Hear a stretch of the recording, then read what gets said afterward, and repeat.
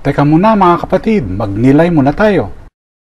Alam mo ba na si Santa Rosa ng Lima ay gumamit ng paminta sa muka at ginupit ang kanyang buhok upang itaboy ang kanyang mga manliligaw?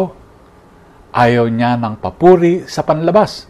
Ninais lamang niya na si Kristo ang makakita ng kagandahan ng kanyang kaluluwa. Sa aklat ni Ruth, makikita rin natin ang isang mapagkumbabang babae, isang banyaga na namumulot ng tira-tirang trigo. Ngunit dahil sa kanyang katapatan, siya ay naging bahagi ng lahi ni Haring David at ni Jesus. Sa Ebanghelyo, sinabi ni Jesus, ang pinakadakila sa inyo ay dapat maging lingkod. Hindi sa titulo o anyo nasusukat ang kabanalan, kung hindi sa kababaang loob. Tulad ni Ruth at Rose, tayo ay tinatawag sa tahimik ngunit tapat na pag-ibig. Hindi man palakpakan ng mundo, narinig ito ng Diyos sa kalangitan.